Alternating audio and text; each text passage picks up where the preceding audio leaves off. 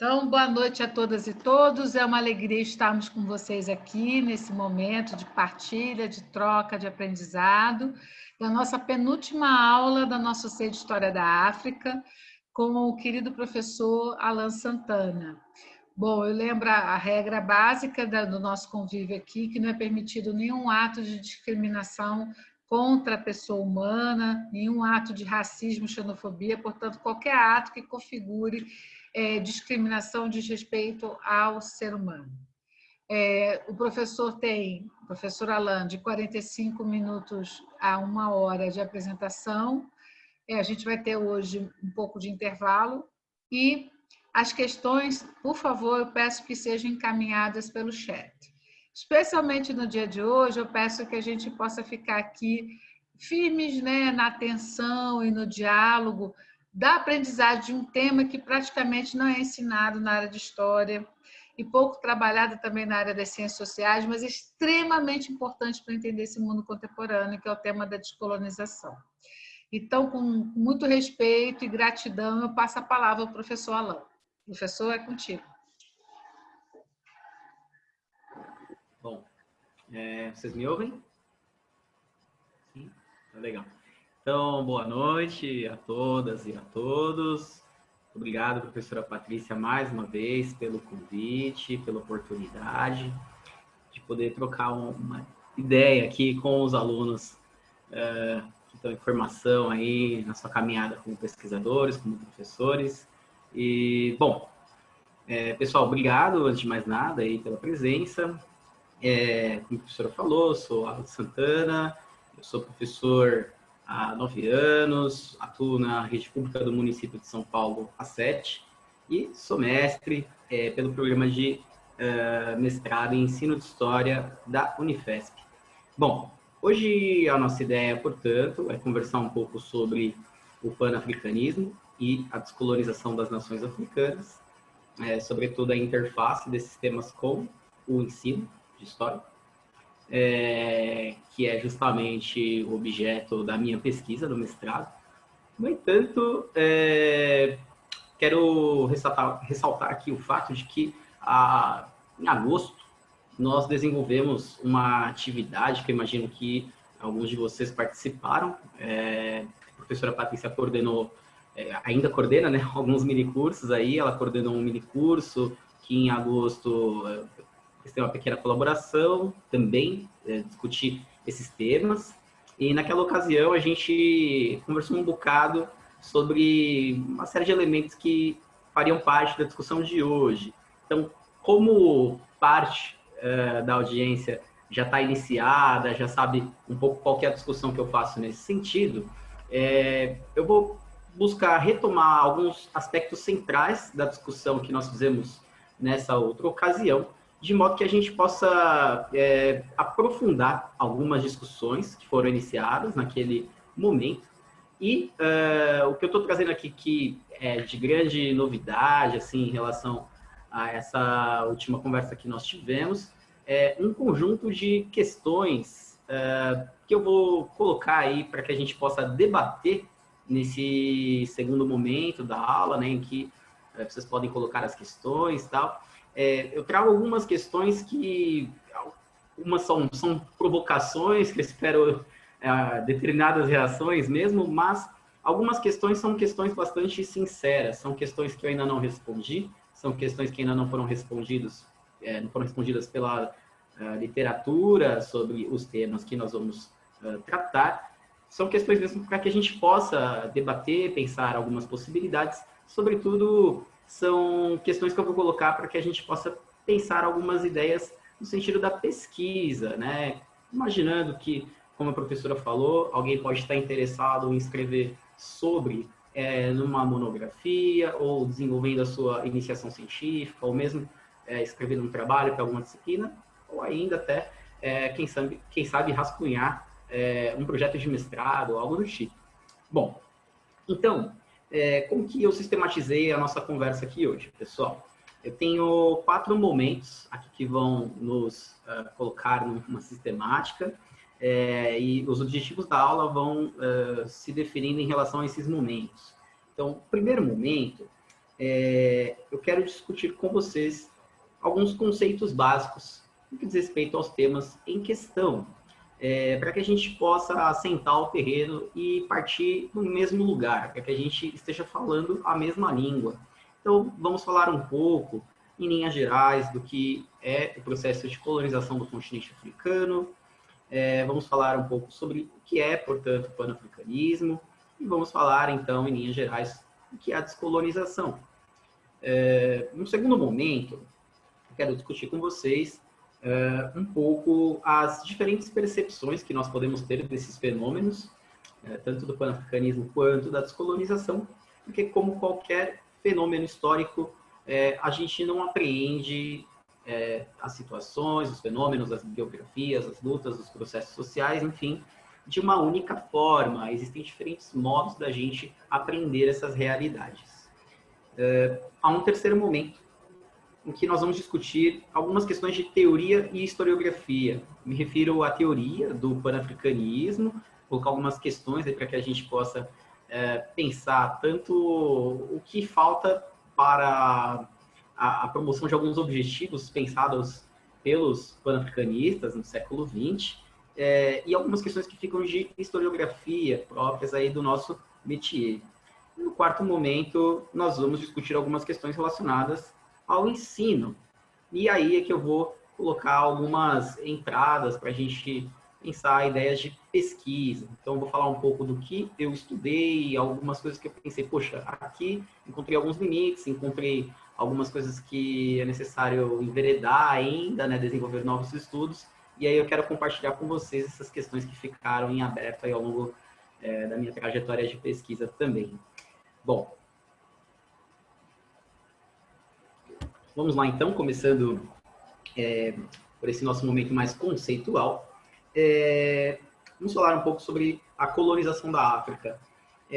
A colonização da África, e eu também estou imaginando que muitos de vocês agora já estão com um cabedal mais sólido, né, sobre a história da África, porque vocês estão bem avançados, né, no programa da disciplina. Se eu não me engano, essa é a penúltima aula, né, do programa. Imagino que muitos também participaram dos minicursos, como a gente conversou, né? Então, é mesmo uma conceituação mais para que a gente parta de um lugar comum, né? Não vou ficar entrando muito em alguns nuances que os manuais dariam conta de nos ajudar.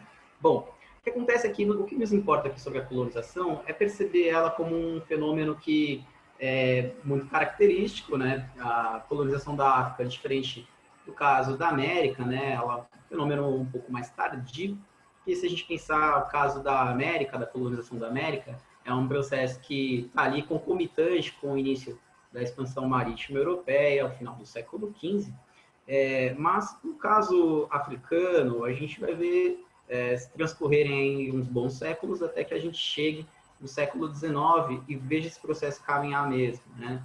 Até então, o contato dos europeus com a África era aquele contato marcado pelos processos de comercialização, pelos processos de tráfico de pessoas escravizadas, que alimentavam justamente as colônias na América, e o que havia de ocupação era uma ocupação costeira do continente. Agora, uma incursão continental com propósitos coloniais da Europa para a África é algo que a gente vai ver de modo mais consolidado a partir de 1885, com a Conferência de Berlim. A Conferência de Berlim é aquele encontro que reúne as potências europeias da época, nesse contexto da Segunda Revolução Industrial, que essas potências estão expandindo seus capitais, estão constituindo seus impérios políticos e econômicos, estão em busca de mercados produtores, de novos mercados consumidores, estão buscando reabastecer as suas reservas de metais e outros elementos preciosos, e aí eles sentam para negociar como vão partilhar a colonização do continente africano. Então, ali se reúnem Reino Unido, França, Bélgica, Alemanha, Portugal, Espanha, e aí eles vão fazer o recorte, construindo ali os esboços do que viriam a ser as nações africanas, né? Até então, uma porção, uma multiplicidade de enorme de impérios, reinos, tribos, povos, múltiplas culturas que estavam ali e vão passar agora a viver aglomeradas em pequenos recortes espaciais. Bom, então, posto aí que a gente tem o início da colonização, é importante dizer que onde há a dominação, há a resistência. As pessoas elas não ficaram passivas, né, durante esse processo, sempre estiveram descontentes. O que acontece é que os colonizadores eles vão desenvolver uma verdadeira arquitetura da burocracia colonial, não só colocando o colonizador branco europeu no continente para executar o processo da dominação colonial, mas também teremos ali um sórdido processo de negociação com as elites locais, de modo que as próprias elites africanas vão fazer parte dessa burocracia colonial também. É um processo bastante complexo, é difícil de tragar isso, mas a gente vai continuar conversando sobre esse ponto para a gente entender quais são os nuances aí por trás disso. Quando a gente chegar lá na discussão mais teórica, a gente vai entender um pouco melhor essas situações. Bom, com isso posto, não só teremos esse descontentamento das massas, né, com relação à dominação vivida na pele ali, mas também teremos o descontentamento de intelectuais dentro e fora da África. Esses intelectuais eles vão começar a esboçar o que viria a ser a teoria do panafricanismo, a teoria de resistência à dominação colonial. Então agora a gente entra nessa seara da conceituação do panafricanismo. O panafricanismo, portanto, é um movimento político internacional que tem ali o seu germe se desenvolvendo no final do século XIX, concomitante à dominação colonial, e ele vai amadurecer no início do século XX, e ele vai ter como objetivos principais a emancipação das nações africanas em relação ao jugo da dominação colonial europeia, e ele também tem como um outro objetivo o reconhecimento dos direitos das pessoas afrodescendentes, das pessoas negras, na diáspora. Há uma discussão entre os panafricanistas sobre o quanto deve-se lutar mais pela emancipação em África e quanto deve-se lutar pelo reconhecimento na diáspora. No entanto, são objetivos que fazem parte do temário pan-africano, do temário original, e basta discutir aí a intensidade quanto a um quanto ao outro, né? Mas esses objetivos estão postos. E aí o que acontece é que a gente vai ver que muitos teóricos do panafricanismo, na verdade, eles vão vir da diáspora mesmo. Quando a gente tem os momentos iniciais da elaboração da teoria pan-africana, a gente tem alguns nomes como o do Horton e do Alexander Crummell, nomes por vezes ligados a tradições religiosas, né, a uma doutrina cristã. Eles estão muito ali não conseguindo relacionar, né, a doutrina com o que está acontecendo ali à sua volta, mas a teoria que é proposta ainda é muito incipiente, ainda não tem as bases concretas para se pensar os projetos de emancipação. Mas, com certeza, isso vai ser importante, porque dá condições para uma geração de intelectuais, na sequência, aproveitar esses trabalhos, se inspirar nesses trabalhos e produzir teoria de um modo mais sólido. É o que vai acontecer, por exemplo, com figuras como Webb Du Bois e Marcus Garvey. São pensadores também na diáspora. Marcus Garvey pensador jamaicano e também empresário, muito preocupado, portanto, com o desenvolvimento econômico das nações africanas, do continente africano, e do bem-estar, preocupado também com o bem-estar da população negra na diáspora. E o Webb Du Bois, uma pessoa de uma biografia muito interessante, uma pessoa que tem uma trajetória acadêmica, sociólogo, historiador de formação. O Webb Du Bois, ele é o primeiro homem negro a doutorar-se em Harvard. E essas duas figuras vão escrever tratados, ensaios, escritos, portanto, que vão lançar as bases mais sólidas para a proposição de uma teoria pan-africana, portanto, para uma teoria para a união dos povos em África e na diáspora, em busca desses objetivos, da autodeterminação das nações, de sua emancipação em África e para o reconhecimento dos direitos da pessoa negra na diáspora. Bom, dito isso, temos aqui alguns nomes, né, que corporificam o panafricanismo, e acho que é importante também dizer que o panafricanismo é uma questão que eu vou colocar mais lá na frente, mas se questiona se o panafricanismo é um fenômeno datado. Né?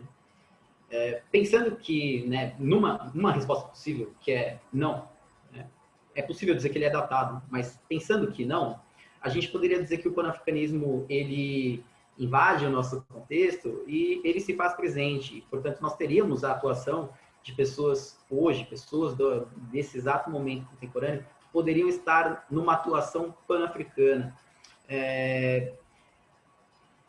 Há um nome, na verdade dois, né, que eu gostaria de ressaltar nesse sentido, que são dois nomes femininos, que em outras ocasiões, né, outros colegas, outros alunos já me interpelaram perguntando, poxa, mas onde estão as mulheres em meio às lutas pan-africanas, né?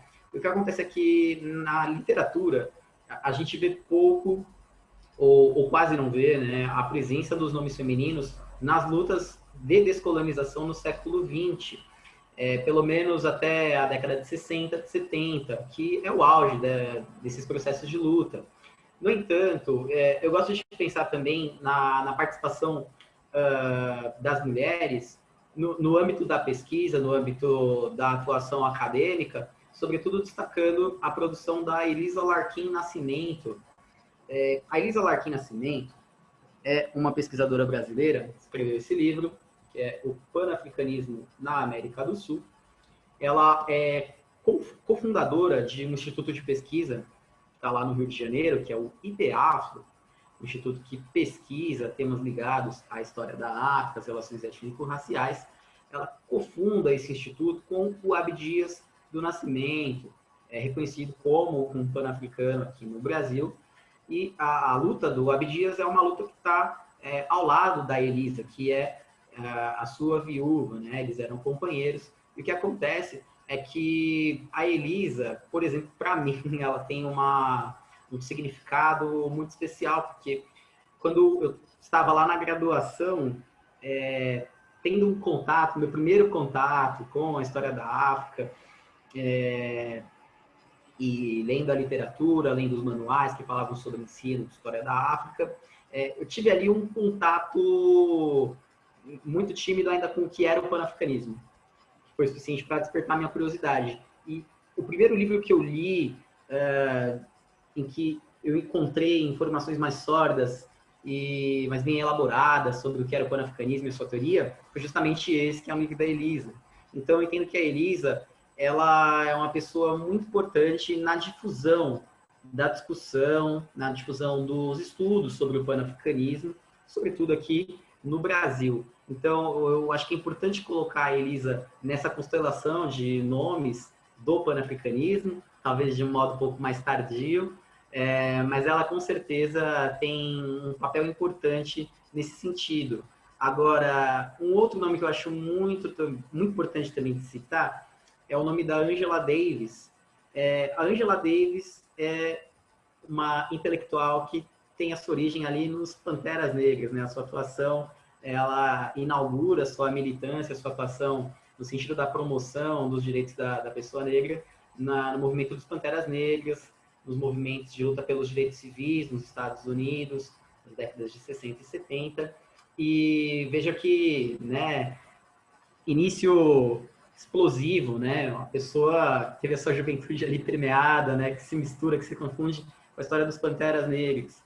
E hoje a Angela Davis, ela segue sendo uma intelectual importante, né? Ativa, desenvolvendo pesquisa sobre as desigualdades raciais nos Estados Unidos, sobretudo com relação ao tema do encarceramento em massa das pessoas negras no sistema prisional dos Estados Unidos, argumentando, portanto, que, ao fim e ao cabo, nós ainda não estamos vivenciando né, pelo menos eles lá estão vivenciando, que a gente também não, né, mas eles lá não estão vivenciando a plena emancipação da pessoa negra com relação a essas estruturas que têm a sua raiz, né, nessa lógica colonial, né? Portanto, o racismo ainda se faz presente na dinâmica social dessa sociedade. Então, a Angela Davis, eu nunca vi ela se autodenominando uma militante do panafricanismo, mas ela e os Panteras, com certeza, são os herdeiros diretos, né? Se a gente pensar que eles, lá, por exemplo, na terra do Webb Du Bois, né? O Webb Du Bois é de lá, dos Estados Unidos, ela lá seguindo com essa luta pelo reconhecimento dos direitos das pessoas negras lá. Isso com certeza dialoga com os ideais originais também do panafricanismo. Bom, então nós temos aí uma pequena caracterização do que é o panafricanismo. Na sequência, o último conceito que é importante da gente pontuar é o da descolonização, do processo da descolonização ou das descolonizações, né? Bom, a descolonização, então, ela tem esse momento importante, o momento do final do século XIX, do início do século XX, como o momento em que é difundido uma discussão sobre o que sustenta o domínio colonial. Então, os panafricanistas estão ali agitando lideranças, agitando as massas, agitando os intelectuais, fazendo, sobretudo, os congressos pan-africanos, que são reuniões que foram feitas no início do século XX, de modo a congregar as pessoas interessadas em África e na diáspora, para que pudesse se discutir essas temáticas que eram de interesse dos militantes do pan-africanismo. E aí o que acontece passada essa fase de agitação, nós temos um momento muito importante, em 1935, para o processo de descolonização, que é o momento em que as forças do fascismo italiano mesmo, né, do fascismo do Mussolini, elas invadem a Etiópia, em 1935. Alguns autores vão falar que, portanto, a Segunda Guerra Mundial, para os africanos, ela começa em 1935.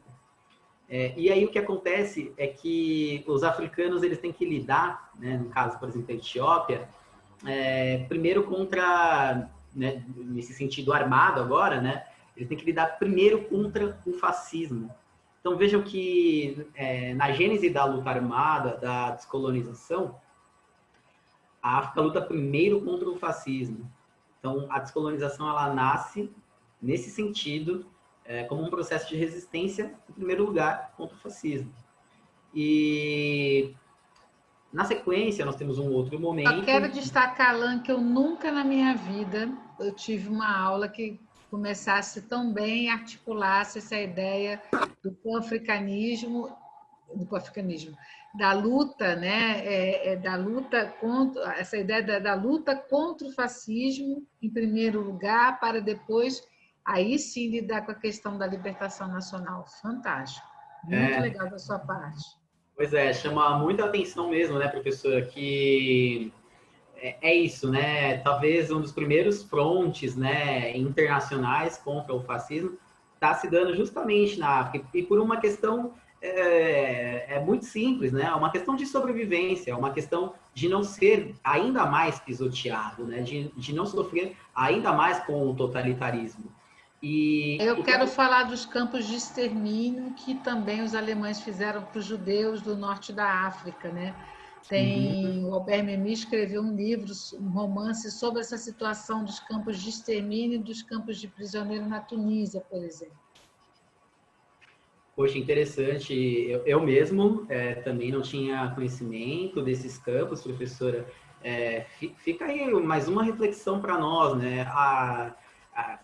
A gente ainda precisa de muito intercâmbio, né, das informações, precisamos desses momentos para a gente poder articular esses conhecimentos, né, porque às vezes a gente tem uma peça do quebra-cabeça, né, e os nossos colegas, as pessoas que estão pesquisando também, tem aí os nossos mestres, né, tem outras pecinhas que vão formar aí a figura completa, né, muito interessante, e muitas vezes quando a gente vai falar... Acho que, na imensa maioria das vezes, quando os professores vão falar da Segunda Guerra, professora, pouco nós falamos dos impactos das forças expansionistas, né, do nazifascismo sobre a África, né? Poucas vezes a gente fala isso. Então, acho que fica aí, portanto, mais um ponto para a gente considerar, né, no que diz respeito às questões de ensino. E, seguindo nessa esteira, em 1945, quando a gente tem o final da Segunda Guerra Mundial, nós temos um outro momento muito importante para os processos de descolonização, porque é a partir daí que, efetivamente, as pessoas em África vão falar, olha, agora acho que o terreno ficou favorável para a gente poder lutar pela nossa emancipação política. Porque as potências europeias estão fraturadas por conta do desgaste nos esforços de guerra durante a Segunda Guerra, né? Então, pensem que as potências, a Inglaterra, a França, a Alemanha, Portugal, Espanha, essas potências, a Bélgica, estão muito desgastadas por conta do seu compromisso com a guerra. Então, se já está difícil se reerguer em seu país, imagine cuidar da sua colônia. Então, esse momento ele é muito bem aproveitado pelas lideranças e pelas pessoas em luta, as pessoas comuns, as massas em luta nas nações africanas, de modo que aí a gente vai ver as nações adentrando na luta armada. No entanto, é na década de 60 que a gente vai ver o verdadeiro boom, né? É quando a gente vai ver muita notícia das nações se emancipando. E aí a gente vai ver a proeminência de mais algumas figuras importantes do panafricanismo, que vão ser justamente essas lideranças políticas, que são também lideranças intelectuais, têm a sua importância no desenvolvimento da teoria, mas eles têm uma importância muito prática, né? Pessoas como, por exemplo, o Kwame Nkrumah, o Julius Nyerere, Jomo Kenyatta, são figuras que participam dos congressos pan-africanos, são pessoas que estudam nos centros universitários fora da África, se munem de teoria, passam a entender melhor como funcionam as estruturas econômicas, a dinâmica da política internacional, e aí eles têm as condições para desenvolver esses processos de luta e de conquista da independência política em suas nações. Então, temos aí mais esse conjunto de pessoas que se destacam nesse hall aí de pan-africanistas, e nós temos talvez aí um dos últimos momentos decisivos para a luta anticolonial, quando a gente chega na década de 90, início de 90, quando o Mandela ele conquista sua liberdade na África do Sul, e a gente vê o fim do apartheid, porque esse momento ele é muito simbólico, uma vez que a luta contra o apartheid na África do Sul, né, a luta contra essa segregação instituída na África do Sul, ela não é uma luta só dos sul-africanos, é uma luta internacional, ela é uma luta que mobilizou a comunidade internacional, e pensando nos ideais originais do panafricanismo, né, ali se luta por uma outra dimensão da descolonização. Se luta não só pela descolonização, pela erosão dessas estruturas jurídico-normativas da dominação de um Estado por outro, mas também das estruturas das mentalidades. Então, esse é um marco muito importante, diria eu, nessa luta anticolonial, e para muitos parece um pouco justamente esse período que encerra, né, a datação da luta do pan-africanismo. Então, alguns dirão que é justamente com a luta contra o apartheid chegando ao seu fim que a gente vê um pouco o fim das lutas pan-africanas. No entanto, né, como estou dizendo para vocês, os fenômenos eles não são percebidos de uma forma singular. Isso nos leva a esse segundo momento agora aqui da nossa aula, em que a gente vai falar um pouco sobre as diferentes percepções sobre o pan-africanismo e a descolonização das nações africanas. Bom, vejam só. Em primeiro lugar, a gente pode pensar que uma forma da gente olhar para o pan-africanismo é a partir justamente do prisma, da perspectiva dos adeptos do pan-africanismo. Então, o Webb Du Bois, o Marcus Garvey, o Jomo Kenyatta, a Elisa Larkin Nascimento, todas essas pessoas que foram teóricos, difusores, lideranças do pan-africanismo, elas são as pessoas que, portanto, são adeptas ao movimento do pan-africanismo. Elas vão ver esse fenômeno, o seu movimento, como algo carregado de virtudes, que trouxe ganhos políticos ímpares para a história, sobretudo para a história das pessoas em África e para a luta das pessoas na diáspora. E, portanto, o pan-africanismo ele é um artefato muito poderoso.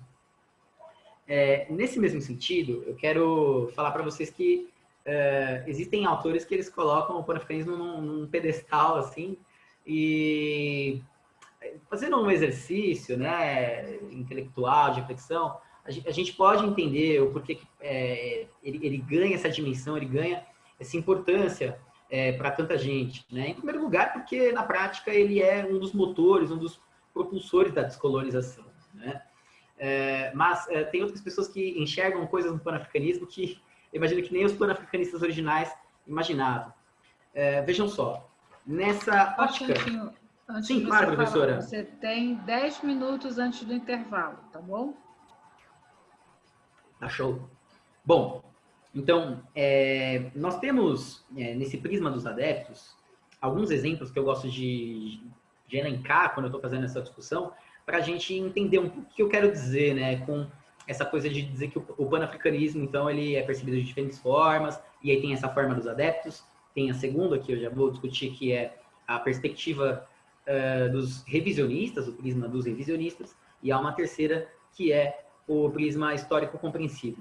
Mas neste prisma, portanto, dos adeptos, ao lado desses autores que eu já falei, desses intelectuais, desses militantes, nós temos nomes também como o Abdias do Nascimento, que é uma pessoa que, com o teatro experimental do negro, além de desenvolver-se artes cênicas que dialogam com a luta antirracista, o teatro experimental do negro, com o Abdias do Nascimento, discutiu também avanços pedagógicos em relação a um currículo antirracista no Brasil. Então, o Abdias seria uma figura que milita fora do Estado, mas milita dentro do Estado também. Há uma parte da sua vida em que ele está no Congresso, debatendo dentro do Estado, né, como, portanto, melhorar as condições de vida da pessoa negra no Brasil, como promover a igualdade racial aqui. Nós temos Carlos Serrano e Maurício Waldman, que são intelectuais contemporâneos, acadêmicos, que escrevem um ótimo manual de ensino de história da África, que é o Memória da África. E temos um outro nome que eu gosto de também trazer à baila, que é o do Fernando Jorge Pina Tavares, que escreve um interessante artigo sobre o panafricanismo enquanto uma referência epistemológica.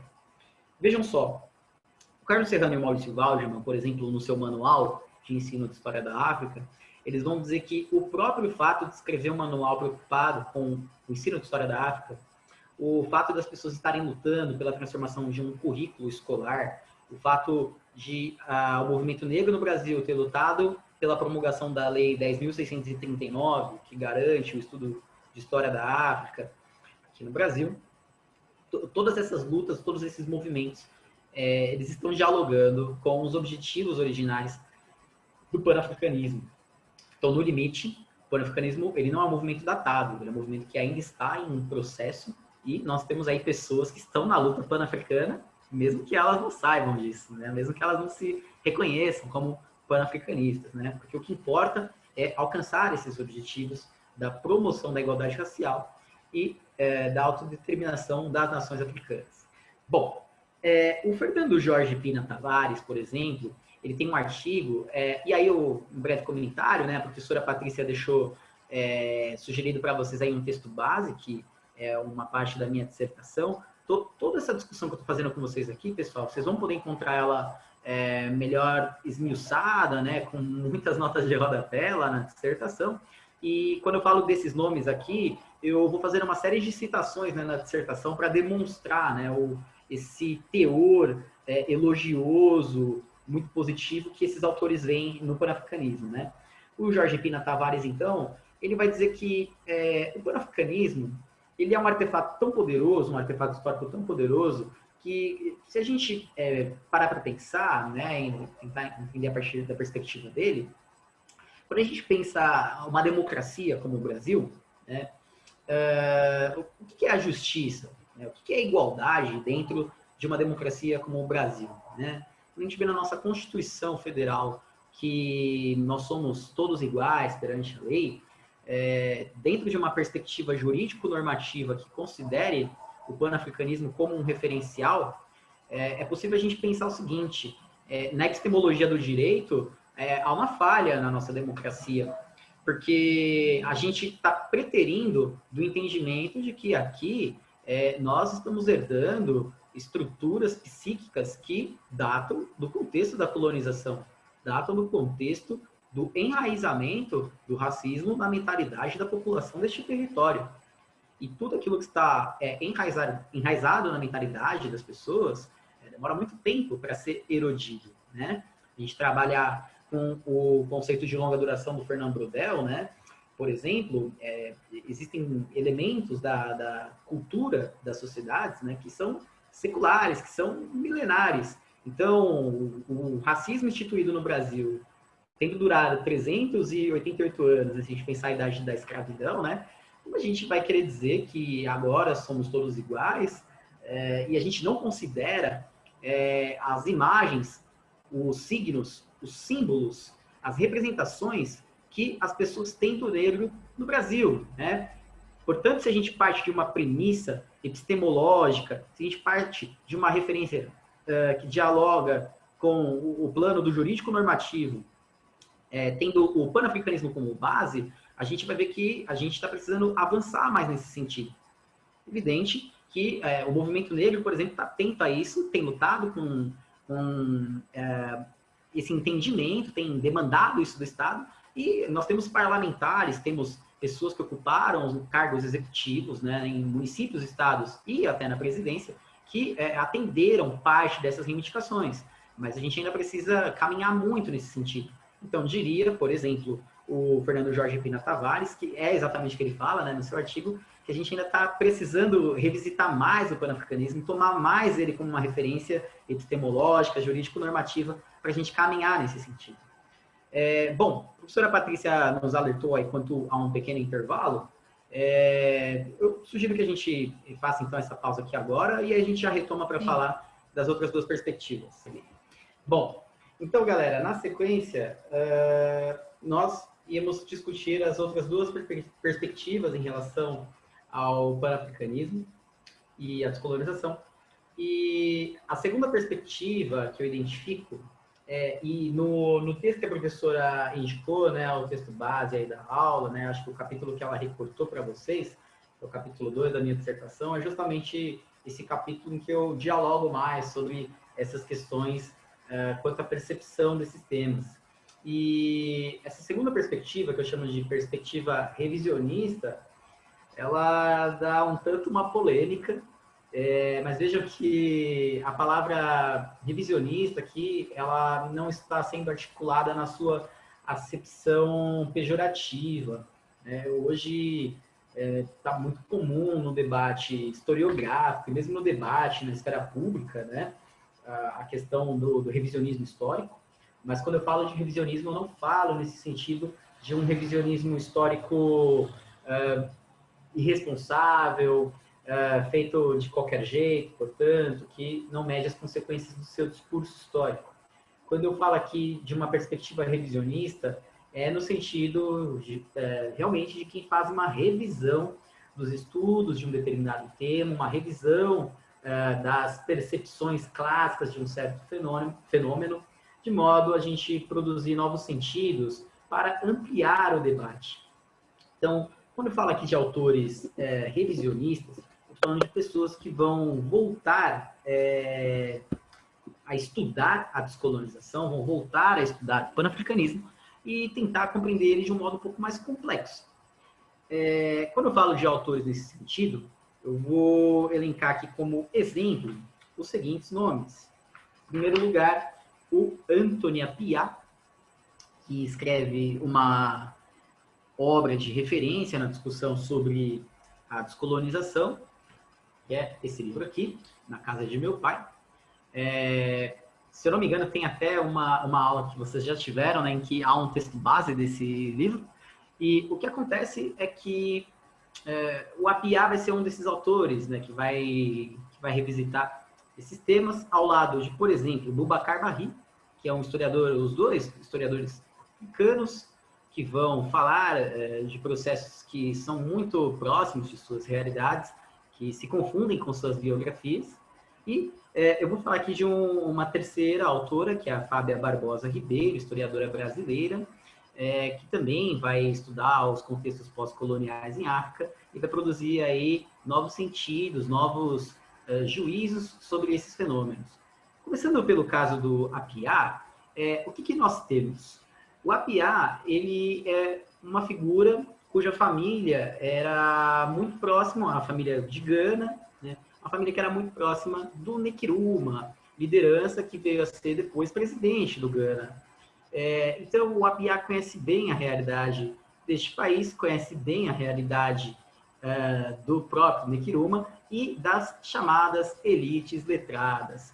E aí o que acontece o Appiah, ele vai desenvolver tanto um estudo e uma reflexão da biografia, da luta, dos processos que estão relacionados a essas lideranças que eram mais contemporâneas dele, quanto dos textos clássicos dos pan-africanistas, quanto dos textos clássicos dos precursores como Alexander Crummell, mas também dos autores mais maduros como Webb Du Bois ou Gardner. Bom, estudando textos do Alexander Crummell e do Webb Du Bois, o Appiah vai dizer para nós que há alguma contradição no trabalho desses autores. Por quê? Ele vai chamar a atenção da gente para o uso que esses autores fazem da noção de raça. Por quê? Ele vai dizer, olha, antes de mais nada, está dado aqui para nós, né, que raça, em sentido biológico, não é algo que é tangível, não é algo que existe, mas é algo que foi construído historicamente, socialmente, ao longo de séculos aí, né, de um convencimento, né, de a Europa convencendo o resto do mundo de que isso era uma realidade. E o que acontece é que autores como Crummell e o Webb Du Bois, que são autores pan-africanistas, que são autores que estão, portanto, lutando contra o jugo do racismo das potências europeias, ele vai dizer, olha, esses autores, eles articulam a noção de raça. Veja que o tempo todo eles estão apelando para a noção de raça de modo a catalisar as lutas anticoloniais. Olha, isso é um pouco contraditório, porque como você articula uma ferramenta que ela é muito própria do seu dominador contra ele, uma vez que você está partindo da premissa de que ela é uma realidade, de que, portanto, a raça existe, de que existe a raça negra, de que existe a raça branca, de que existe a raça amarela.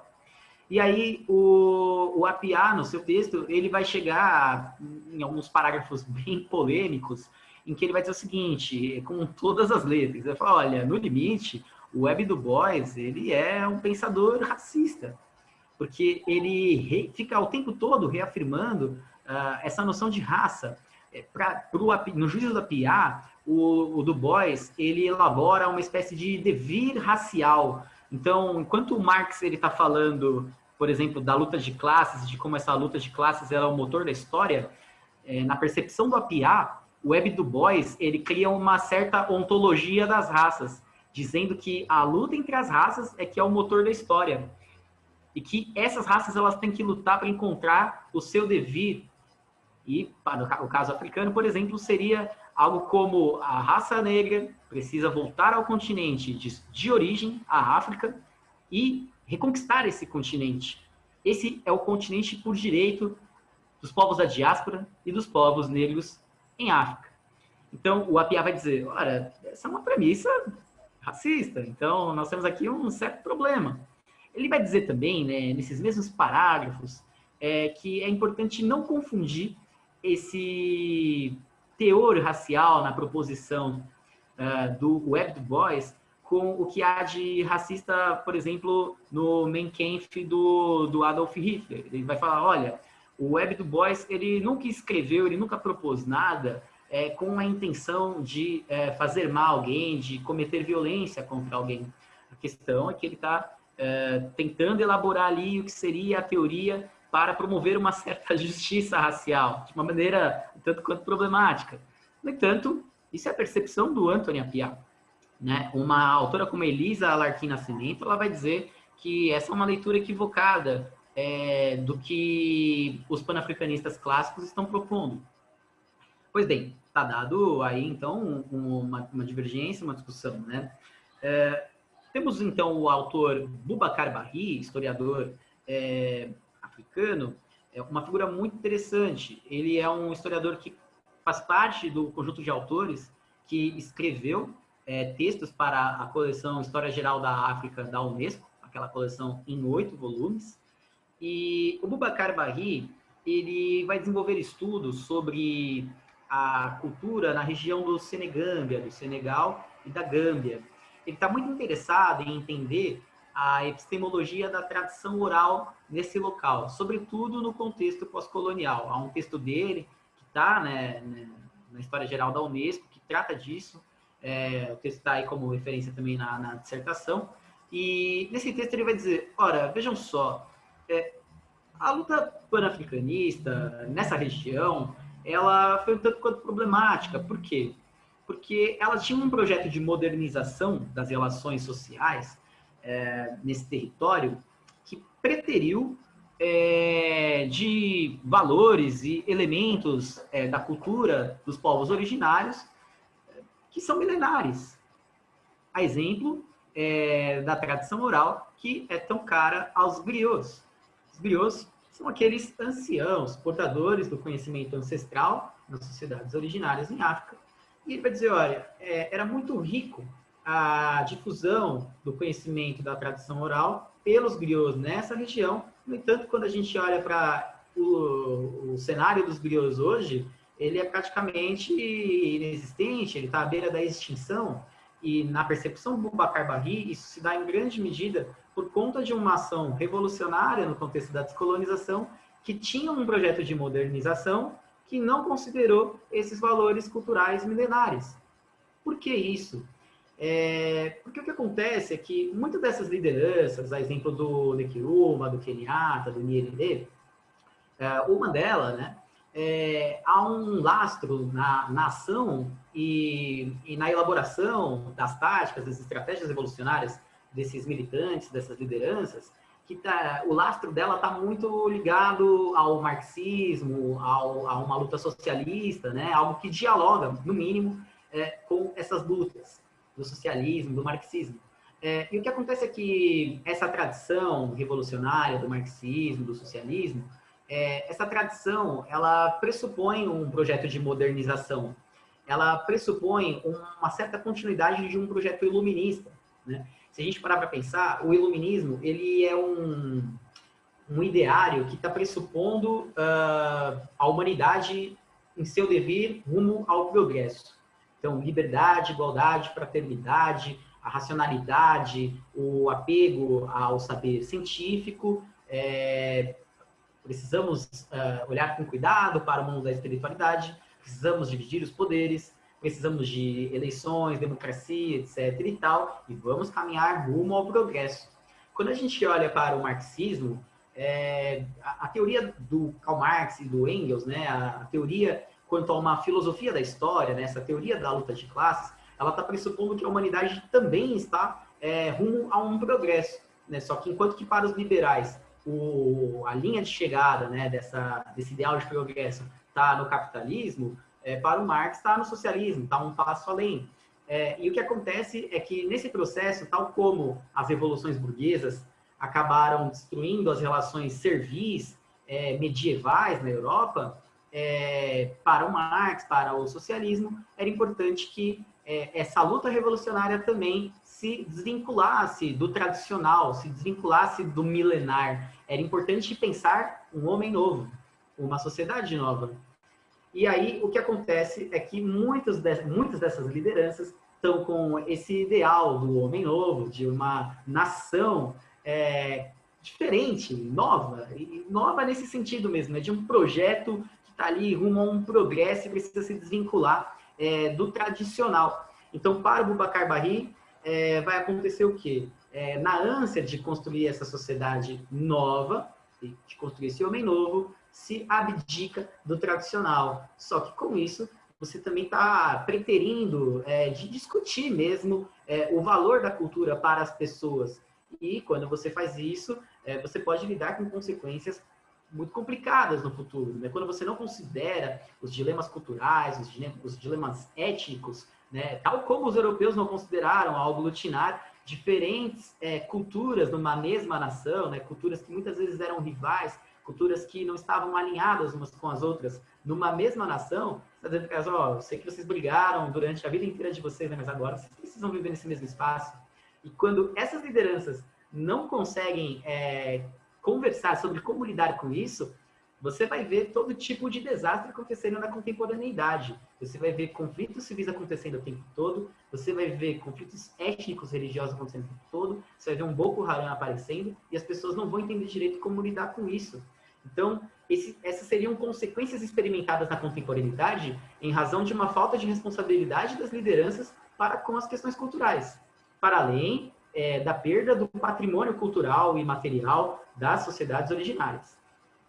E, por fim, a historiadora Fábia Barbosa, desenvolvendo um estudo sobre o ensino de história em contextos pós-coloniais no circuito lusófono, né, nas nações lusófonas, em África, ela vai perceber que é muito presente esse discurso da construção de um homem novo, de um homem que está apropriado de uma língua que unifique os seus comuns, os seus conterrâneos. Então, vejam que nos currículos do circuito lusófono, nos currículos de história, a gente vai ver esse apelo a um apego de valores do Ocidente, a valores da modernidade europeia, de uma modernidade branca.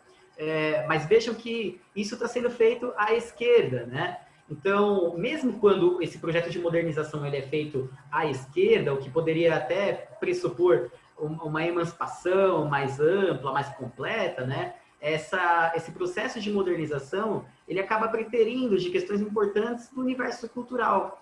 E aí, essa autora também vai chamar a atenção para os problemas que há nesses projetos pedagógicos que pressupõem uma modernização, mas desconsideram o valor desse patrimônio cultural das sociedades originárias. Então, o que acontece os autores do revisionismo em relação ao panafricanismo vão questionar se o panafricanismo estava preocupado mesmo com o verdadeiro bem-estar, com os valores das culturas e dos povos originários, com a história dessas pessoas, porque há toda uma responsabilidade com relação ao patrimônio, com as consequências históricas que podem acometê-los, para além das contradições na articulação de ferramentas conceituais, como a questão da raça, que são de origem europeia e serviram à dominação. Então, esses autores vão questionar se o panafricanismo e os processos de descolonização realmente são tão virtuosos assim. Então, essa é a desconfiança que é colocada pelo revisionismo.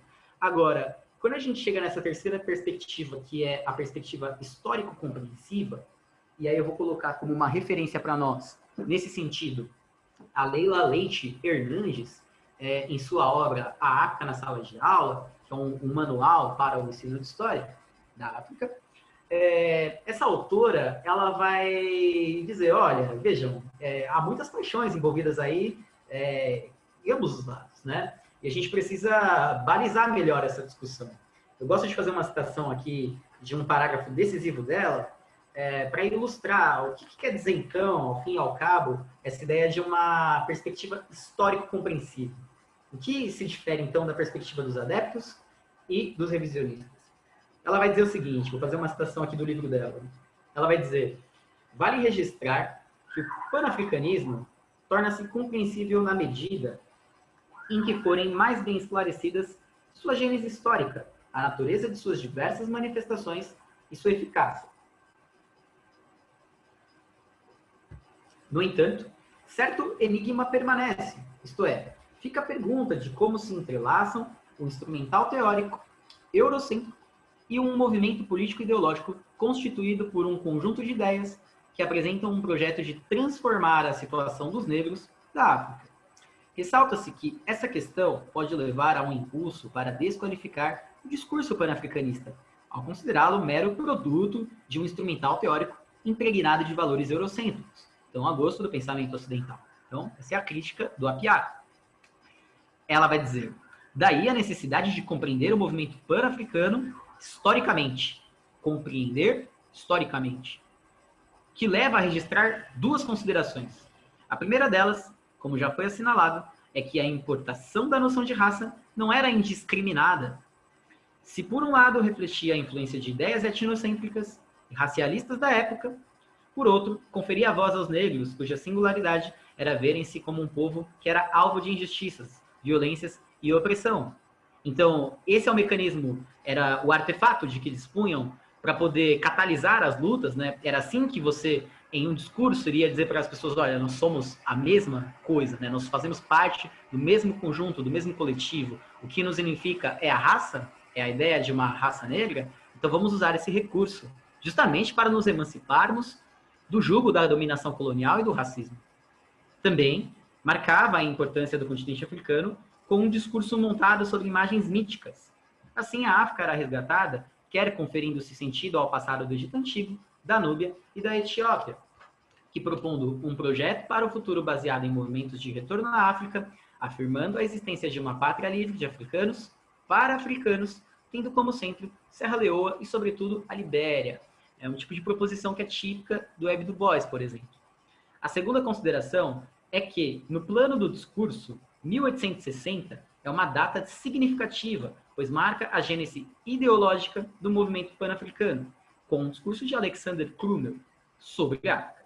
A partir daí, algo que não pode ser ignorado é pensar a questão dos negros no mundo, que não pode, aliás, articulando a questão da identidade mítica e racial do continente africano, cerca de 3 décadas antes da partilha da África, marcando o longo e intrincado combate entre colonizadores e colonizados, no qual faz parte a soberania do continente africano. Então, essa autora está dizendo para nós, né? Há contradições na atuação dos pan-africanos, na elaboração de suas teorias, teses e discursos.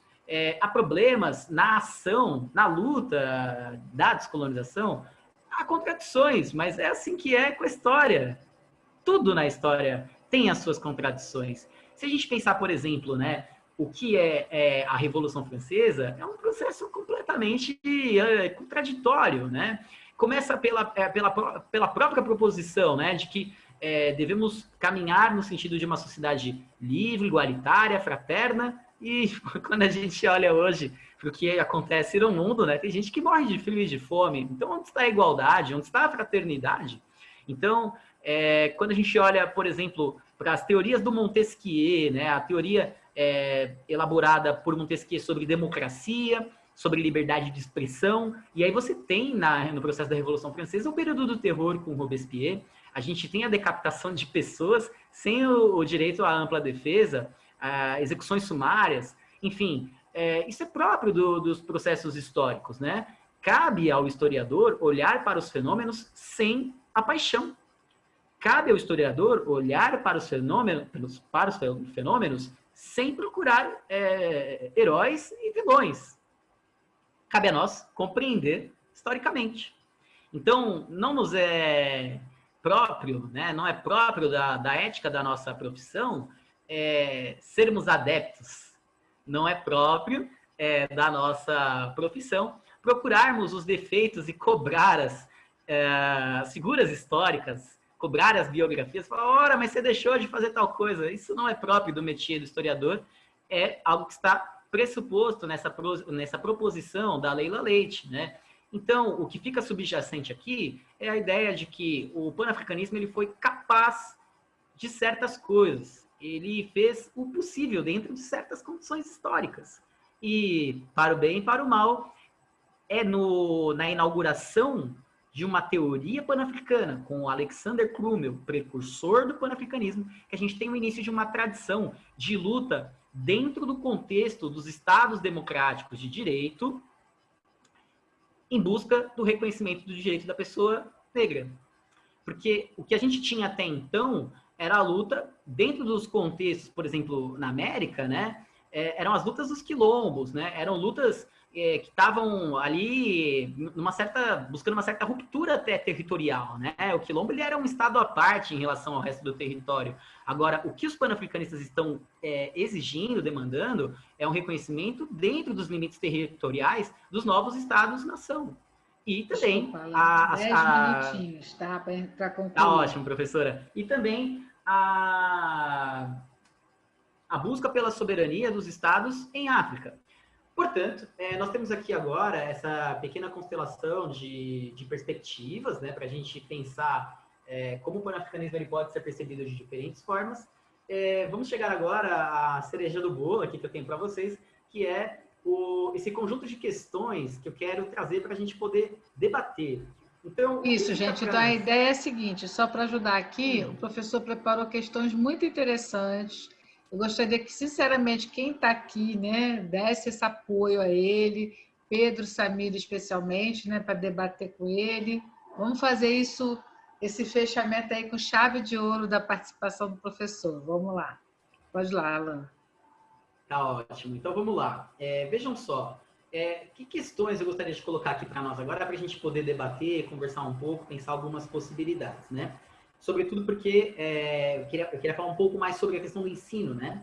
Mas quando a gente vai pensando nesses aspectos teóricos, né? Eu queria entrar, então, nesse terceiro momento da aula, né? Como eu havia dito, a aula tem esses 4 momentos, né? Saindo desse segundo momento das diferentes perspectivas, adentrando nos nuances teóricos.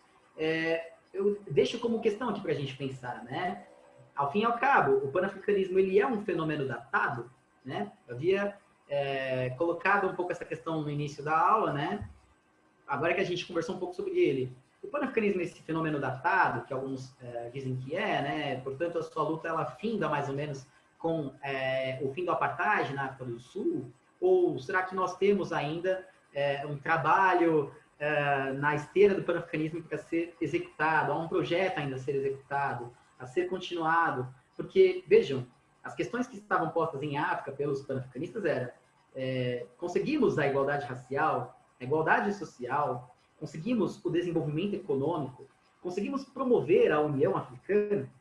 Em parte, esses objetivos foram conquistados, né? Há uma União Africana, mas aos moldes do que queriam os panafricanistas, né?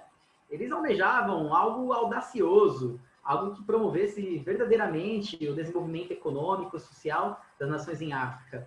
Uma cooperação que emulasse, por exemplo, o que a gente tem hoje, uma União Europeia, que, bem ou mal, com todas as suas contradições também, é um projeto de união em bloco econômico e político muito exitoso.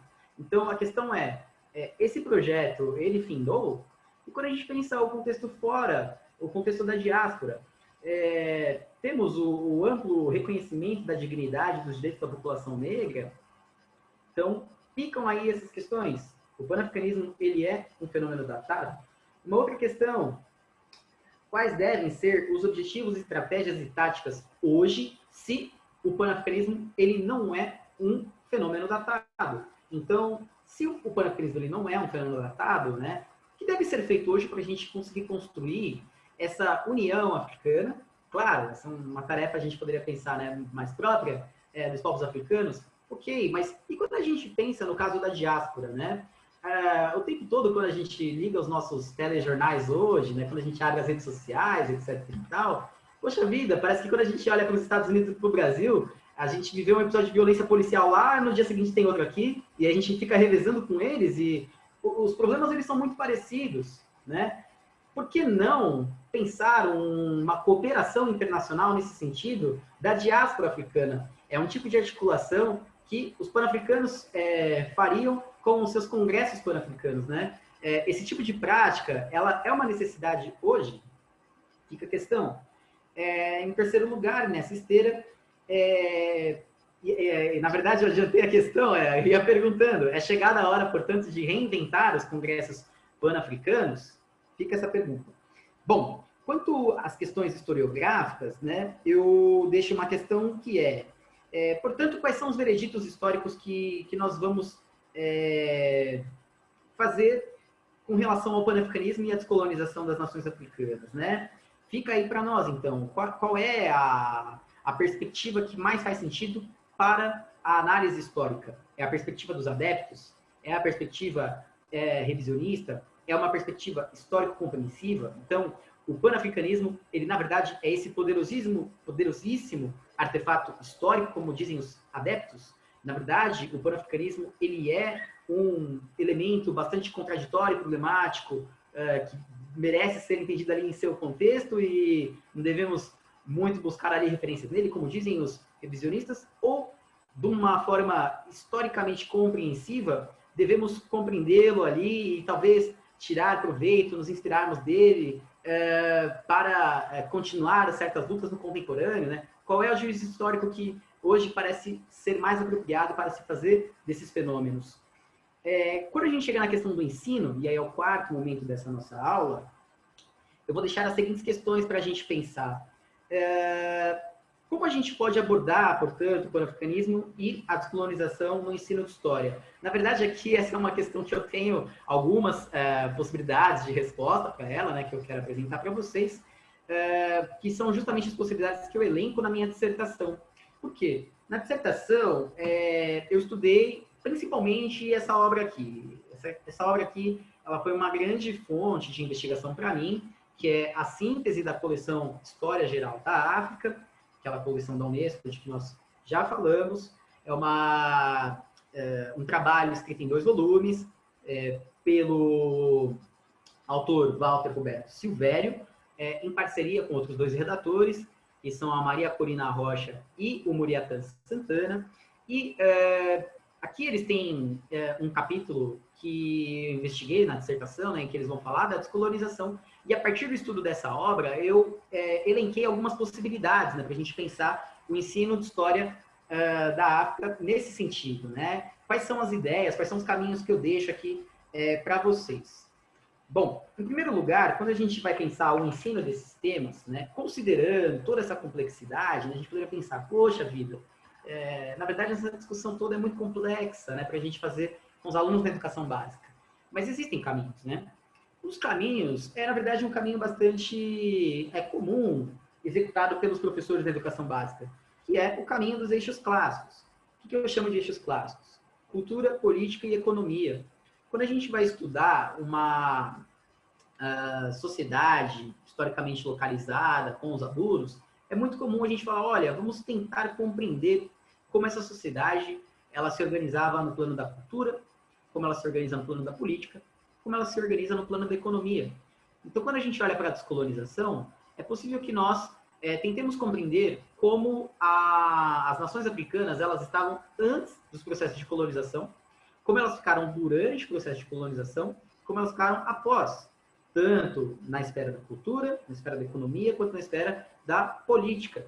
Então, essa é uma abordagem que os autores vão fazer na sua obra, inclusive, e que é completamente tangível para nós, professores, né? É um caminho bastante tranquilo de ser feito. Esse tipo de informação, então, a gente pode encontrar nessa obra. Uma segunda possibilidade para a gente pensar o ensino desses temas está relacionado a gente pensar o panafricanismo como um eixo catalisador. O que eu quero dizer com isso? Eu não comentei no começo da exposição, na aula lá do mini curso, eu cheguei a falar um pouco mais disso, mas quando eu fui iniciar a pesquisa, eu estava com uma referência de trabalho na cabeça. Foi uma experiência que eu tive em 2014 com alunos da EJA, na rede pública do município de São Paulo, e naquele ano, com aquela turma, nós trabalhávamos o estudo da história da África e das relações étnico-raciais aqui no Brasil, e nós, naquele contexto, decidimos fazer um estudo sobre a questão da violência policial. E eu propus para eles que a gente tivesse como inspiração teórica para entender melhor essa questão do racismo na nossa sociedade, justamente o referencial epistemológico do panafricanismo. E ao fazer o estudo, ao fazer a pesquisa sobre o panafricanismo, os alunos acabaram por estudar as biografias das lideranças, militantes, intelectuais panafricanos. Vejam que interessante, né? Ao mesmo tempo que a gente entendia o fenômeno do panafricanismo, da descolonização, e fundamentava, portanto, um trabalho de reflexão sobre questões do tempo presente, né, da nossa realidade concreta, eles tinham contato com biografias que iriam lhe servir de referência como pessoas negras que tem uma importância no processo de humanização das relações sociais na dinâmica da vida contemporânea. Por que eu digo isso? Porque quando a gente pensa, por exemplo, no iluminismo, poxa vida, né? Como os alunos eles não saem com referências de intelectuais, de filósofos, de grandes pensadores brancos, né? Talvez o aluno que está saindo da rede pública, ele jamais ouvirá o Web Du Bois, né? Não só da rede pública, da rede privada também. Talvez ele jamais ouvirá o nome Web Du Bois, Marcus Garvey, Angela Davis, mas acho muito pouco provável que ele nunca tenha ouvido falar do Voltaire, do Rousseau, que ele nunca tenha ouvido falar de outros propositores do liberalismo, porque esse é um tema muito caro ao currículo de história tradicionalmente. E o que acontece as pesquisas que discutem as relações étnico-raciais na escola, na dinâmica escolar hoje, elas vão apontar para esse fato de que se a gente continua omitindo a figura da pessoa negra que presta colaboração nesse processo de construção da civilização, do desenvolvimento da ciência, da humanização das relações sociais, se a gente não traz essas referências, parece para os jovens que, portanto, as únicas referências que valem a pena serem notadas são as das pessoas brancas. E a pessoa negra é aquele pobre coitado que está sendo chicoteado nas pinturas do Debré, do Rugendas. E fazer um trabalho nesse sentido, trazer essas biografias, elas vão, portanto, colaborar para a ressignificação da construção das relações étnico-raciais. No limite, a gente está, ao estudar a descolonização e o panafricanismo, a gente está trabalhando para rehumanizar ali aqueles alunos, né, ressignificar as relações étnico-raciais. A gente está lutando contra o racismo. Uma terceira possibilidade é a gente pensar as questões de gênero.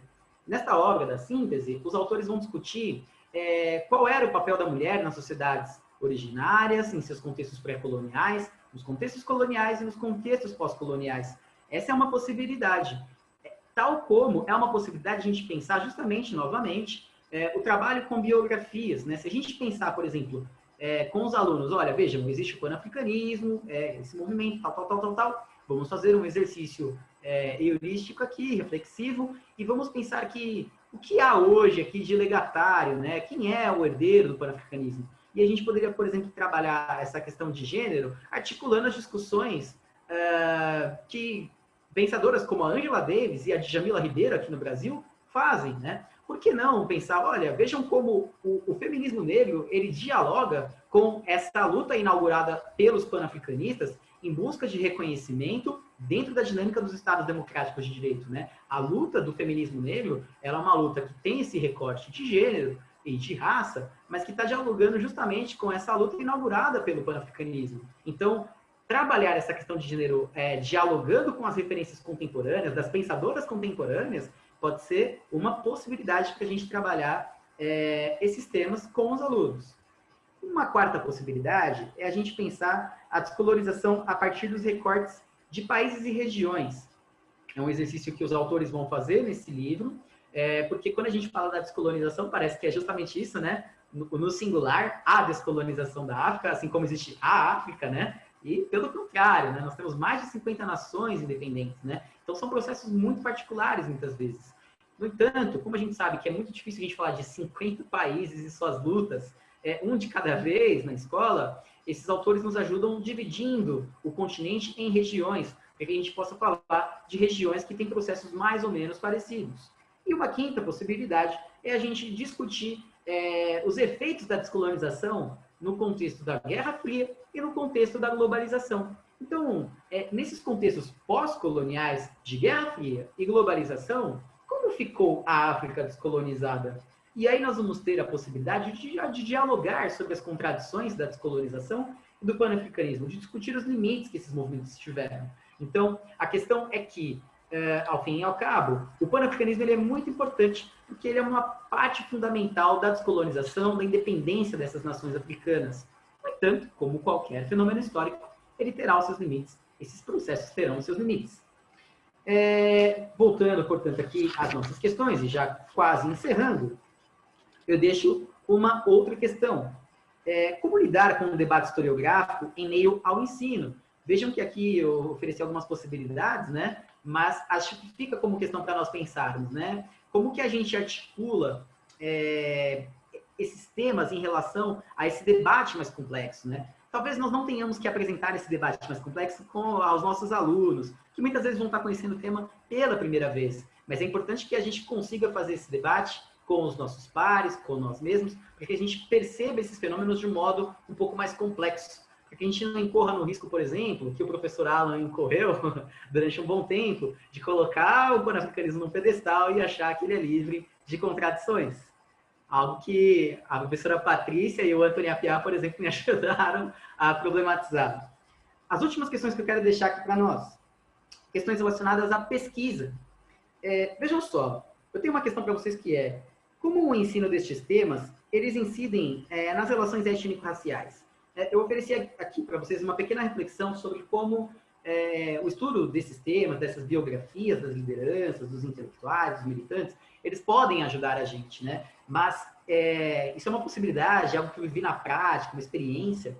E na pesquisa que eu desenvolvi no programa de mestrado, eu não encontrei no levantamento bibliográfico, ao elaborar o estado da arte sobre o estudo dos temas, eu não encontrei pesquisas que falam sobre os efeitos dos estudos no curto prazo, né, para as relações étnico-raciais, nas representações que os alunos fazem, e nem no médio e no longo prazo. Então, eu deixo essa sugestão, né, para vocês. Será que não seria interessante desenvolvermos estudos que dialoguem sobre essa problemática, né, sobre o quanto o estudo desses temas podem incidir na ressignificação das relações étnico-raciais? Isso no caso desses temas que a gente está falando, né, mas isso poderia servir para qualquer outro tema relacionado à história da África, à história dos povos afro-brasileiros, a cultura desses povos. Bom, como o currículo e os livros didáticos vêm lidando com esse tema? Essa é uma outra questão que eu queria desenvolver no início da pesquisa e eu acabei enveredando mais no terreno da prescrição dos especialistas, né? A gente acabou investigando como esses especialistas, os historiadores em África, né, eles estão pensando esses temas. Mas eu não vi, por exemplo, né, pelo menos não investiguei, como os livros didáticos e os currículos aqui no Brasil, eles vêm enquadrando o estudo desse tema. Valeria a discussão, né? Após 17 anos da promulgação da Lei 10.639, será que nós temos uma representação responsável e relevante desses temas nos nossos manuais didáticos e no nosso currículo? Eu acho que vale a investigação. E, por fim, eu acho que seria interessante também nós considerarmos a possibilidade de desenvolver estudos comparados dessas realidades curriculares, dos nossos manuais, com a realidade africana. O caminho inverso eu encontrei autores africanos que fazem estudos comparados, os currículos e manuais deles com os nossos, mas eu não encontrei esse caminho dos brasileiros procurando comparar com os dos africanos. Então, talvez seja aí uma outra possibilidade interessante para a gente pensar. A professora Patrícia falou isso mais cedo, né, na aula do período da tarde, né? Vejam que são temas que ainda precisam de muito desbravamento, né? A gente tem luz sobre várias questões problemáticas, nuances sobre eles, mas ainda há um terreno fértil aí para a pesquisa, sobretudo para a pesquisa no ensino de história. Vejam que o Prof. História, que é esse programa que eu cursei, né? Ele é um programa que ele nasce em 2016, né? Eu sou da primeira turma do Prof. História, que é um programa que ele não está só na Unifesp, ele é um programa em rede, ele está, hoje eu acho que ele já está em todos os estados aqui no Brasil. E a gente está se dando conta de que muita coisa no ensino de história ainda não foi investigada. Então fica também o convite para vocês considerarem, né, ingressarem nesse programa de mestrado quando vocês estiverem concluindo o curso, que é um programa muito rico, e com certeza ainda tem muito por fazer nesse sentido. Pessoal, era isso que eu tinha para trazer para vocês hoje. Fico muito agradecido pela atenção e vamos ao debate agora. Vamos às questões, vamos conversar. Eu agradeço a você, Alan, o seu carinho, o seu exemplo, da sua força de estar aqui com a gente hoje, de estar com esse público que está aqui com a gente, segurando o debate até esse horário, agradecendo quem está aqui também nos ajudar nessa reflexão. Só que eu vou pedir para você se dar um intervalo de 1 minuto só, 1 minuto e meio, vai lá, que eu vou Com dar uma certeza. conversada aqui com o pessoal rapidinho, tá bom? Tá legal, eu volto um instantinho. Obrigado. Certo, vai lá. Bom, pessoal, esse tema da descolonização e do ensino, como eu falei, é algo que eu não aprendi na minha graduação, não era citado sequer, porque era algo muito espinhoso, complicado, e também quando você faz história contemporânea no tempo presente, é muito difícil de entender, de contextualizar. Vocês viram que ele fez um trabalho imenso, né? Não só de mapear as linhas que marcam essa história desse processo de colonização, de posicionar a bibliografia que existe sobre isso, como também demonstrar a necessidade de trabalhar isso no ensino de história, de propor uma forma de trabalhar isso no ensino de história e de estar trazendo para vocês questões que, se vocês quiserem aprofundar em monografia e levar adiante, tem muito futuro, gente, porque aqui no Brasil somos poucos aqueles que realmente trabalham essa temática de uma forma com uma bibliografia mais atualizada e com questões mais atualizadas, né? Pensar na descolonização, como ele faz, né? Primeiro falando da questão dessa ação que se organiza contra os fascismos, né? A gente também falar o impacto da Segunda Guerra a África não foi necessariamente inteira, todo o continente campo da Segunda Guerra, mas há lugares que passaram pelas escaramuças da Segunda Guerra e por intervenções, por exemplo, como a Tunísia, né? Então a gente tem que ter essa noção, né, de que há situações que são muito duras e são muito difíceis e que a gente pode abrir os horizontes a partir dessas reflexões trazidas pelo professor. Eu vou passar a palavra primeiro para o Pedro, né, que eu tinha dado essa tarefa para ele, mas tem as questões do Matheus Miranda e também vou passar a palavra para a Samira, tá bom, pessoal?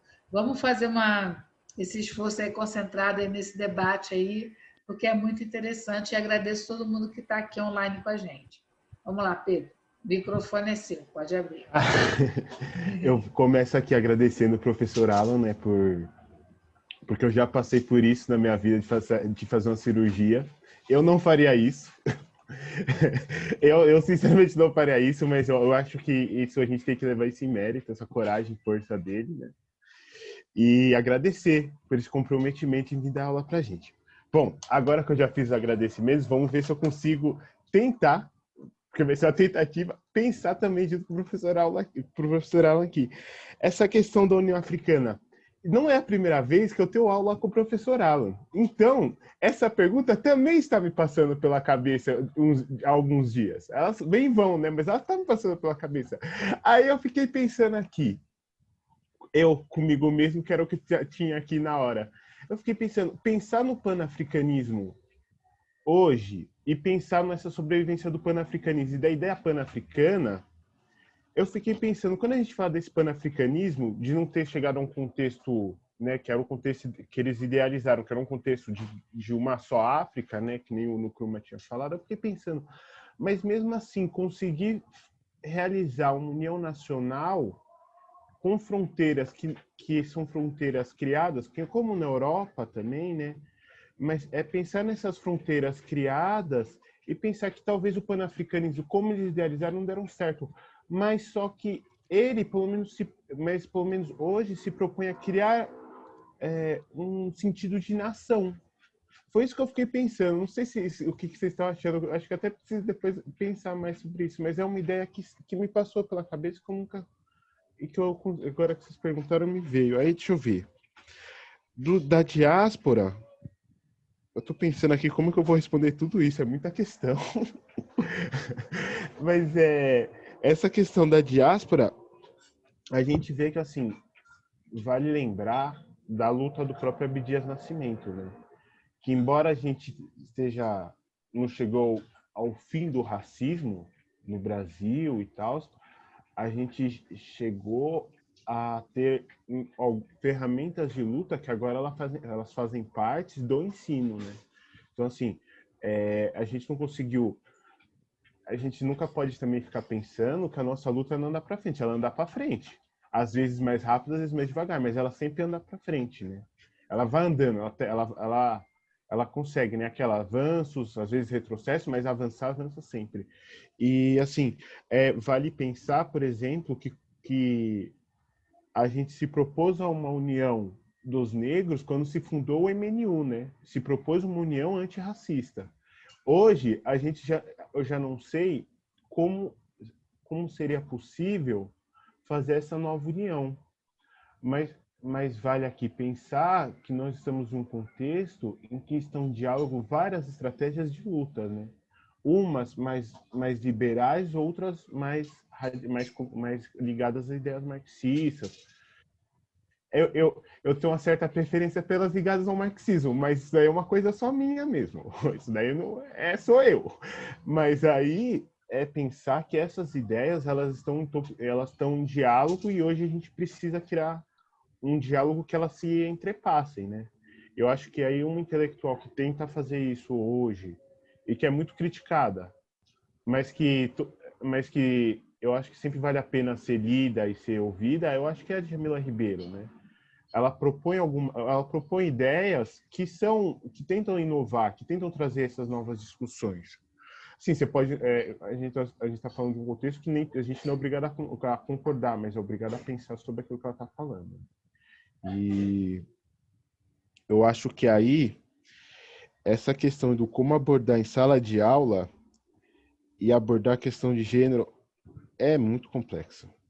E abordar essa questão do gênero pré-colonial e descolonial, a gente tem uma professora aqui na Unifesp, que é a professora Marina, ela trabalha com gênero, raça, então ela trabalha com esse assunto. Então eu vou pensar como ela tinha falado. A questão do gênero, ela passa por uma transformação, né, durante esses dois períodos aí, pré-colonial e com o colonialismo e depois do colonialismo, né? Eu acho que aqui, eu estou aqui tentando lembrar, mas o que eu estou lembrando aqui, eu estou tentando lembrar aqui, eu estou lembrando do Chinua Achebe, naquele livro de literatura que era o Flecha de Deus, que ele fala sobre as esposas, que era do personagem principal, né? O papel da mulher muitas vezes estava ligado para fora de casa, dentro também, mas muitas vezes para fora. Elas iam à loja, à feira, e como esses papéis eles vão se transformando, porque a lógica do colonialismo ela não cabe, algumas coisas não cabem, elas precisam passar por transformação. Ou mesmo como esses papéis higiênicos eles vão se transformando com o colonialismo também. E também tem também algo, não sei se eu não queria falar positivo, mas eu estou tentando buscar a palavra melhor, mas eu acho que é o positivo que eu estou pensando aqui. Que, por exemplo, as discussões das lutas de gênero, elas também passam a existir com o contato com outras civilizações, com o colonialismo. Quer dizer, claro que o colonialismo teve violência, claro que a violência está posta, mas também a gente não pode ignorar que todo contato gera troca, né? A gente sabe que existe a violência, mas todo contato gera troca. Grande Pedro, eu estou aqui encantada, aqui, só ouvindo aqui. Encantada. E eu acho que. Deixa eu ver o que mais. Tá, eu estou passando bem por cima, porque são muitas questões, eu acho que também todo mundo precisa debater. Então, eu vou ler aqui as questões do Matheus, tá? Do Matheus são duas questões, tá? Eu vou ler para você. Professor, vivemos uma época de movimentos de extrema-direita e, como sabemos, a escola é um campo de luta de narrativas. Quais são as ações destes grupos que são aulas sobre racialidade?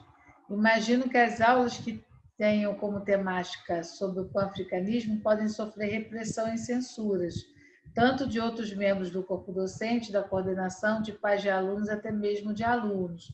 Então, como é que essa questão desse tema do panafricanismo na escola, até por conta desse clima de cerceamento e de racismo que a gente passa, tá, Alain? Essa é a pergunta do Matheus. E a segunda é, professor, sobre suas experiências em sala de aula, qual foi a sua percepção quando os alunos tiveram contato com o panafricanismo? Pronto, Alain. Eu vou começar comentando um pouco a fala do Pedro, né? Quero agradecer o comentário, Pedro, muito bacana as reflexões que você teceu. Eu acho que é bacana a gente pensar sobre o que você falou do MNU, né? Que é isso, né? Também retomando o seu raciocínio, né? Eu entendo que a luta no Brasil ela avança sim, mesmo nos Estados Unidos, que é um contexto onde a gente vê muita dificuldade, né, de ver alguma coisa avançar no sentido das questões raciais, né? Mas se a gente analisa historicamente, há avanço sim, e há avanço no caso brasileiro. Com certeza, a consolidação de um movimento como o MNU ele representa um grande avanço, ele é um marco na nossa história. E mais cedo, na aula da turma da tarde, eu acho que a colega se chamava Sara. Isso.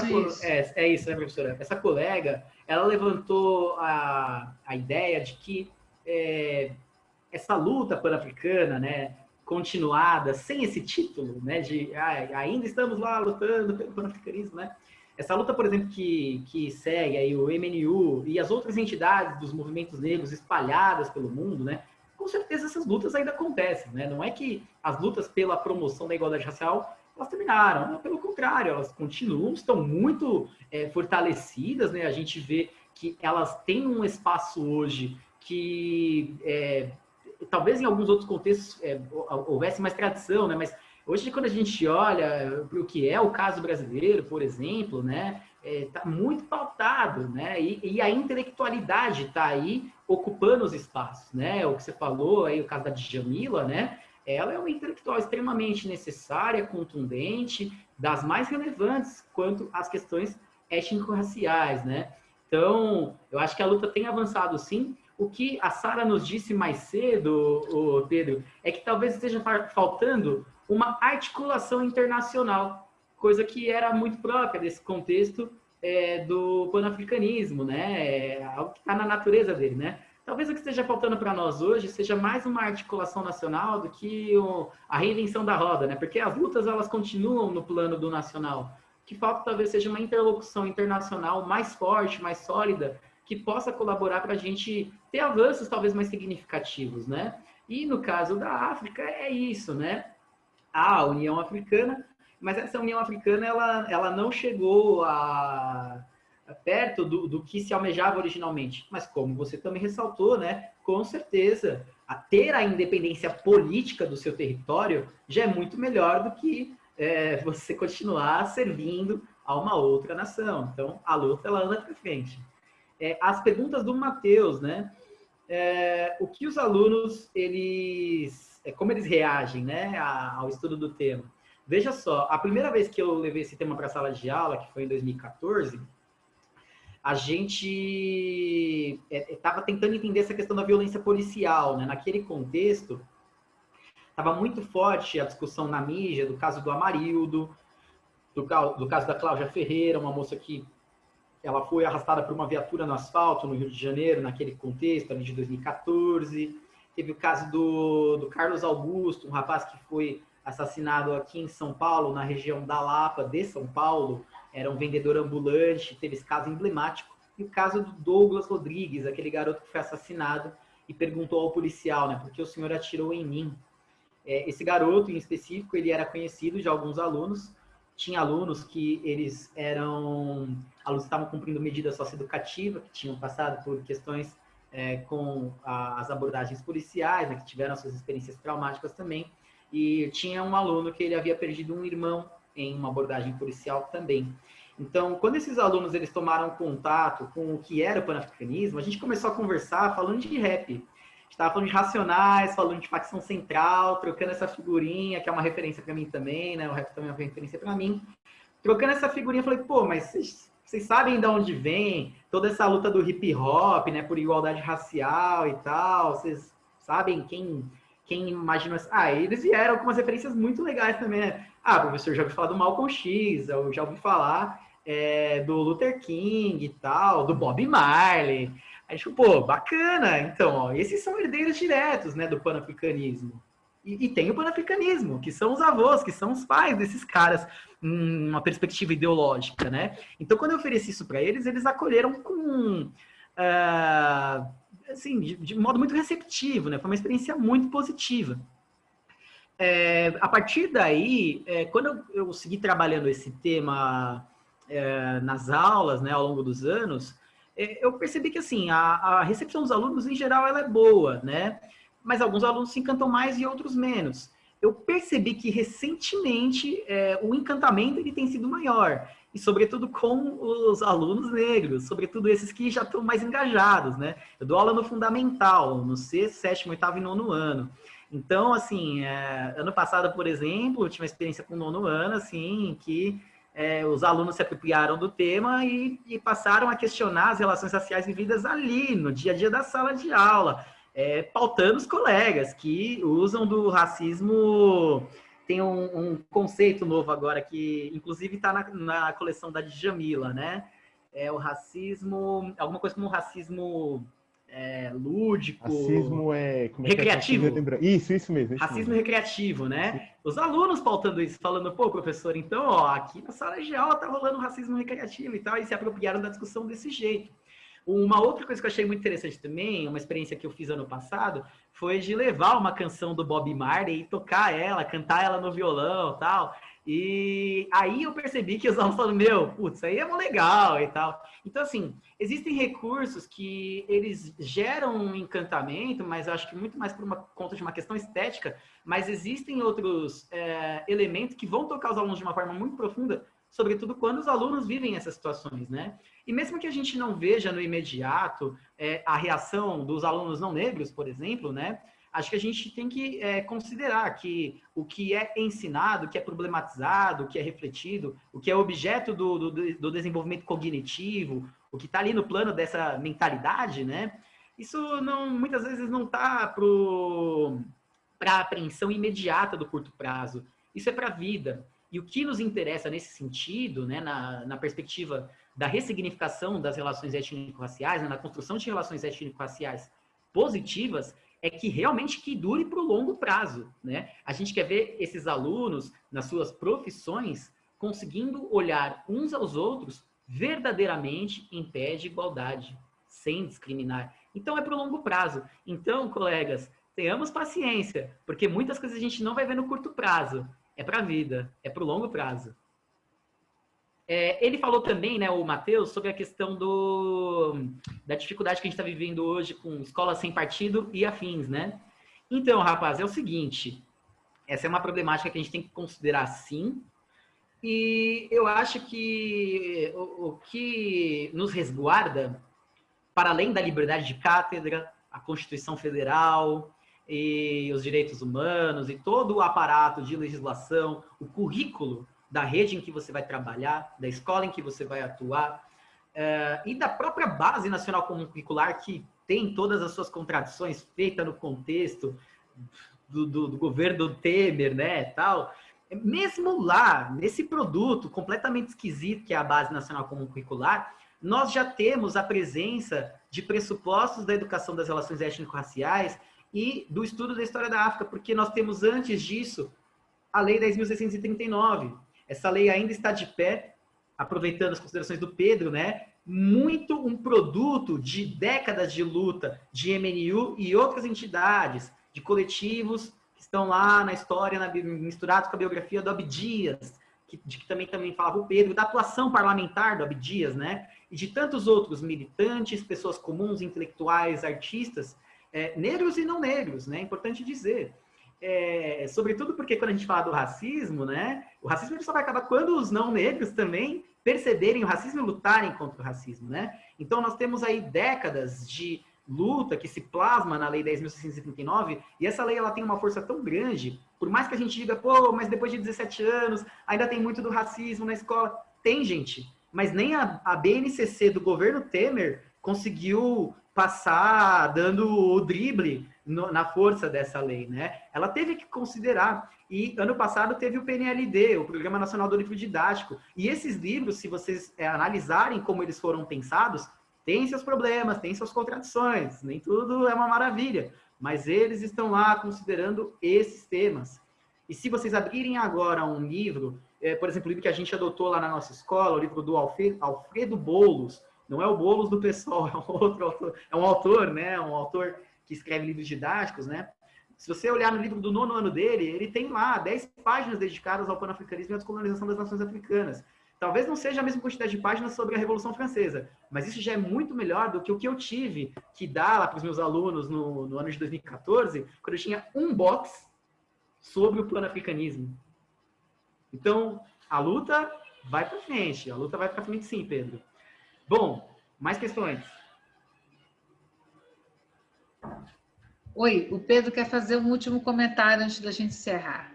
Eu vou fazer, vai ser bem breve, prometo, gente, eu acho. Mas essa questão do que o professor trouxe, que a colega trouxe à tarde, é um negócio que é de fato real, né? A gente pensar que esse congresso, que seja essa relação que seja internacional, a questão é como fazer, essa é o X da questão. Mas a gente consegue mais frente, porque agora eu estava pensando aqui na biografia do Malcolm X, que estava, né? Teve um série, enfim, que a luta ela começa a tomar mais força para ele, começa a ter mais atuação e mais uma movimentação pelo próprio Estado em tentar adequar a sua situação quando ele começa a entrar em relação com outras nações, né? Porque a força de outras, essa relação internacional começa a impor também dentro de contextos menores outros direitos, né? Essa questão é muito importante. Você falou isso e é de fato, né? Porque a gente não precisa buscar algo novo. É só a gente fazer o velho de novo, coisas antigas bem de novo, porque elas funcionam. Não funcionam como elas demorar sempre demora, mas elas funcionam, né? E às vezes vai até acelera também o processo. É necessário isso. O problema dessa coisa antiga é que ela tinha uma ideia de união que passava pelo processo de raça. E aí você tem todo um processo de desconstrução do racismo científico. No entanto, hoje o racismo ele permanece por outros processos, né? Agora, a ideia de solidariedade universal passando por um princípio de equidade mundial, de uma qualidade de vida mundial, de progresso mundial, é realmente muito interessante, né?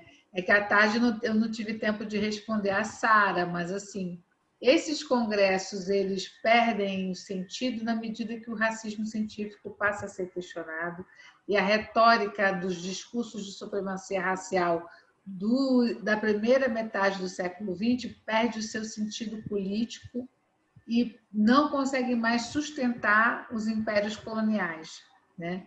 Então, como disse o Alain, a luta contra o próprio fascismo já faz começar a ruir essa crença mundial e essa organização geopolítica baseada no racismo, né? No racismo científico. Porém, esse racismo hoje está muito forte, mas ele entra de uma outra forma. E aí sim, pensar em redes de solidariedade que pensem nessa questão da superação no sentido de um equilíbrio, de uma concórdia, de uma transformação de vida, de uma presença tanto do Estado quanto das políticas públicas numa ideia de bem-estar coletivo, né? A crise da Covid mostra isso para a gente. A crise da Covid evidencia essa necessidade que nós temos de realmente repensar o bem comum enquanto uma política mundial. Se vamos conseguir fazer isso ou não, essa é uma outra história. Mas isso é evidenciado, isso é colocado por essa situação. Eu agradeço a vocês que ficaram com a gente até esse momento. Agradeço ao professor Alain, que se superou aí, né, estando aqui com a gente, e que está ampliando cada vez mais a sua reflexão, indo muito além do trabalho de mestrado que foi feito, né? Isso é muito bom, significa que está, né, avançando aí nessa experiência, né? Vamos futuramente, pós-crise, pós-cirurgia, pensar que essa sua pesquisa precisa continuar no doutorado, né? Mas esse é assunto para outro dia. Pois é. E aqui o pessoal está agradecendo a você, Alain, agradecendo a gente, também aos monitores. Então, meus queridos, na semana que vem é a última aula. É uma aula sobre religião e relações de gênero. Queria muito que vocês estivessem presentes, que a gente pudesse prestigiar o professor e que a gente possa fazer essa despedida do curso aí em grande estilo, tá bom? Um grande abraço.